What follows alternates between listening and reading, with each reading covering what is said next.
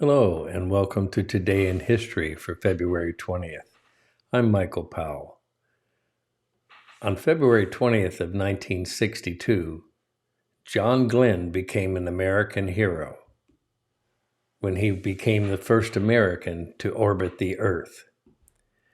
From Cape Canaveral, Florida, John Glenn was successfully launched into space aboard the Friendship 7 spacecraft on the first orbital flight by an American astronaut. Glenn, a lieutenant colonel in the U.S. Marine Corps, was among 7 men chosen by the National Aeronautics and Space Administration, NASA, in 1959 to become America's first astronauts. A decorated pilot, he flew nearly 150 combat missions during World War II and the Korean War. In 1957, he made the first nonstop supersonic flight across the United States, flying from Los Angeles to New York in only 3 hours and 23 minutes. John Glenn lifted off from the launch pad at Cape Canaveral at 9:47 a.m. on February 20th of 1962. Some 100,000 spectators watched on the ground nearby, and millions more saw it on television. After separating from its launching rocket, the bell-shaped capsule entered into an orbit around the Earth at a speed of about 17,500 miles per hour. Smoothing into orbit, Glenn radioed back, "The capsule is turning around, and oh, that view is tremendous."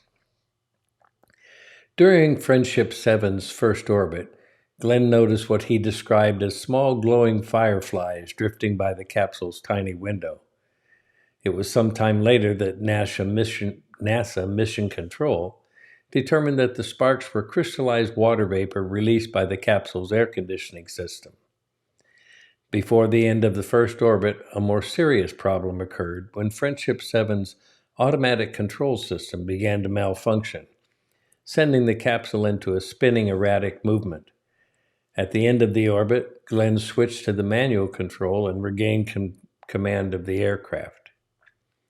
Toward the end of Glenn's third and last orbit, Mission Control received a mechanical signal from the spacecraft indicating that the heat shield on the base of the capsule was possibly loose. Traveling at its immense speed, the capsule would be incinerated if the shield failed to absorb and dissipate the extremely high re-entry temperatures. It was decided that the craft's retro rockets, usually jettisoned before re-entry, would be left on in order to better secure the heat shield. Less than a minute later, Friendship 7 slammed into the Earth's atmosphere. During Glenn's fiery descent back to Earth, the straps holding the retro rockets gave way and flapped violently by his window as a shroud of ions caused by excessive frictions enveloped the spacecraft, causing Glenn to lose radio contact with Mission Control. As Mission Control waited for the resumption of the radio transmissions that would indicate Glenn's survival, he watched flaming chunks of retro rocket fly by his window. After 4 minutes of radio silence, Glenn's voice came back through the loudspeakers at Mission Control, and Friendship 7 splashed down safely in the Atlantic Ocean. He was picked up by the USS destroyer Noah, and his first words upon stepping out of the castle and onto the deck of the Noah were, "It was hot in there." He had spent nearly 5 hours in space. Glenn was hailed as a national hero on February 23rd. President John F. Kennedy visited him at Cape Canaveral. He later addressed Congress and was given a ticker-tape parade in New York City. Out of a reluctance of risk to the life of the astronaut as popular as Glenn, NASA essentially grounded the clean Marine in years following his historic flight. Glenn turned to politics and in 1964 announced his candidacy for the U.S. Senate from his home state of Ohio and formally left NASA. Later that year, however, he withdrew his Senate bid after seriously injuring his inner ear in a fall. In 1970, he ran for the Senate again, but lost to the Democratic nominee Howard Matzenbaum. 4 years later, he defeated Metzenbaum, won the general election, and went on to win re-election 3 more times.